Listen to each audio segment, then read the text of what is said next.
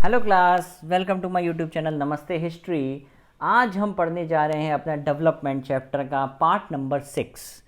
इससे पहले मैंने इसके 5 पार्ट अपलोड कर दिए हैं। ये लास्ट पार्ट है इस चैप्टर का। इसमें हम देखेंगे बेसिकली सस्टेनेबल डेवलपमेंट टॉपिक से रिलेटेड कि सस्टेनेबल डेवलपमेंट का बेसिकली मतलब क्या है यहाँ पे। ठीक है, आप समझ रहे हैं आप सस्टेनेबल डेवलपमेंट गोल्स क्या हैं लोगों के। तो अगर हम सिंपल भाषा में अगर हम सस्टेनेबल डेवलपमेंट की बात करते हैं तो sustainable development natural environment, economic Vitality और हेल्थ कम्युनिटी तीनों को लेके चलता है। तो चलिए वीडियो को स्टार्ट करते हैं।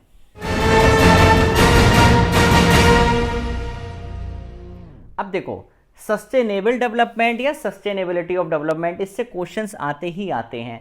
तो सस्टेनेबल डेवलपमेंट का अगर हम सीधे सीधे मतलब देखें तो development is the sustainable development is the development that meets the need of present without compromising the ability of future generation। भैया ऐसा है, इसका सीधे सीधे मतलब ये है कि हमें रिसोर्सेज का ऑप्टिमम यूटिलाइजेशन करना चाहिए।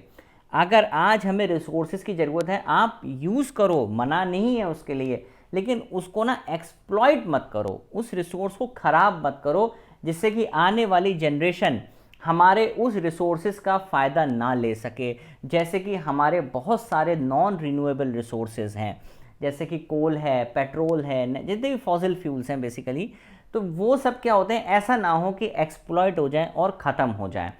तो ये जो डेफिनेशन है ना, बेसिकली ये ब्रंटलैंड कमीशन की रिपोर्ट में ऐसी एक डेफिनेशन दी गई थी कि इसी डेफिनेशन में क्या कहते हैं, development which need the need of the present without compromising the ability of future needs या future generation to meet their own needs। आखिरी बात समझ में। तो sustainability is a matter of sharing development, बस डेवलपमेंट शेयर करो, ये poverty और ह्यूमन डेप्रीवेशन नहीं। तो सबसे पहले आपको ये वाली डेफिनेशन लिखनी कि सस्टेनेबल डेवलपमेंट का मतलब क्या होता है। ठीक है, समझ में आएगा आपका। चलिए अब देखो, अगर हम 3 कोर एलिमेंट माने ना इसके, तो हमारा सबसे पहले ग्रोथ होता है, सोशल इंक्लूजन्स होते हैं और एनवायरमेंटल प्रोटेक्शंस होते हैं। बेसिकली ये आपके सिलेबस में नहीं है, ये थोड़े से डिटेल में है कि कैसे हम एनवायरनमेंट को प्रोटेक्ट करेंगे, एनवायरनमेंट को कंजर्व करेंगे, कैसे हम कम्युनिटीज़, जेंडर इक्वलिटी, कंजर्वेशन, ये चीज़ें भी तो आएंगी। आप इसे क्यों भूल रहे हो। एनवायरनमेंट प्रोटेक्शन है, बहुत अच्छी बात है, सोशल सस्टेनेबिलिटी भी ज़रूरी है, इकोनॉमिक सस्टेनेबिलिटी भी ज़रूरी है। तो इसमें तीनों चीज़ें आ जाती हैं। जैसे कि आप देखोगे ना, अगर मैं आपको दिखाऊं तो आप देख रहे हो इकोनॉमिक भी ज़रूरी है, हेल्थ भी ज़रूरी है और नेचुरल एनवायरनमेंट भी ज़रूरी है, तब सस्टेनेबल बनता है। हम लोग जो पढ़ते हैं अपने लेवल पर जस्ट यही पढ़ते हैं कि रिसोर्सेज को ऑप्टिमम यूटिलाइज करें जिससे कि वो ओवर एक्सप्लॉइट ना हो और आगे वाली जनरेशन को मिलते रहे। ठीक बात है, इसमें कोई गलत बात नहीं है, लेकिन इसके 3 एस्पेक्ट होते हैं जो अपने सिलेबस में नहीं, सुन लो फिर भी आप लोग। एक तो होता है एनवायरमेंटल सस्टेनेबिलिटी कि हम एनवायरनमेंट को कैसे प्रोटेक्ट करें, ठीक है, बहुत अच्छी बात होती है। एक होता है सोशल सस्टेनेबिलिटी जिसमें हम जेंडर इक्वलिटी हो गई, आपकी इक्वालिटी ऑफ लाइफ कैसी है, इक्वालिटी ऑफ इनकम है नहीं है, ठीक है। और एक हो गया आपका इकोनॉमिक सस्टेनेबिलिटी जिसमें हमारी इकोनॉमिक ग्रोथ आ जाएगी, डेवलपमेंट आ जाएगा। तो ये सारी चीज़ें इसमें आती हैं। ठीक है, समझ में आ गया ये। तो ये सस्टेनेबल डेवलपमेंट को सस्टेन करके चलना है। आगे बात समझ में। अब देखो लास्ट लाइन क्या लिखी है, development requires consumption of resources that leads to depletion of resources. इसका क्या मतलब है भैया, डेवलपमेंट हो रहा है तो रिसोर्स कंज्यूम तो होंगे ही होंगे और उससे रिसोर्सेज खत्म भी होंगे, लेकिन हाँ बस आप उसको ऑप्टिममी यूटिलाइज करो। कहने का मतलब है जो भी यूटिलाइजेशन हो वो आपका ऑप्टिमम यूटिलाइजेशन होना चाहिए। ठीक है, याद रहेगा आपको, इसमें भूलना कुछ भी नहीं है। ठीक, जैसे कि कभी कभी हम एक देखते हैं एजेंडा 21 है, रियो डिक्लेरेशन है, ये सब चीज़ें क्या थी, या क्योटो प्रोटोकॉल है, मॉन्ट्रियल प्रोटोकॉल है, ये सारी चीज़ें बेसिकली क्या थी और क्यों थी। तो ये सब चीज़ें इसमें आती हैं आपकी। जैसे मॉन्ट्रियल प्रोटोकॉल है आपकी, वो ओजोन लेयर से रिलेटेड है, क्योटो प्रोटोकॉल है वो ग्रीन हाउस गैसेस से रिलेटेड है, रामसार कन्वेंशंस हैं, ऐसे बहुत सारी चीज़ें आपके सिलेबस में नहीं है।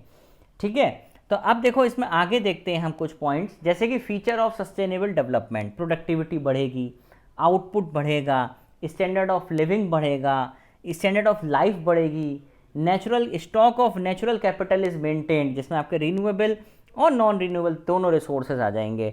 और objective of removal of poverty, inequality and illiteracy are achieve. मैंने आपको क्या बोला था अभी, आपकी बुक में ये फीचर्स हैं, लेकिन हमने सिर्फ और सिर्फ इकोनॉमिक के टर्म्स, हमने सिर्फ क्या पढ़ा है कि एनवायरनमेंट को प्रोटेक्ट करो, आप लेमन भाषा में ऐसे ही पढ़ते हो, लेकिन इसमें भैया इकोनॉमिक भी है, सोशल भी है और एनवायरनमेंट भी है। देख लो आप, इकोनॉमिक भी है, सोशल भी है और एनवायरमेंटल भी है, तीनों चीज़ें आती हैं।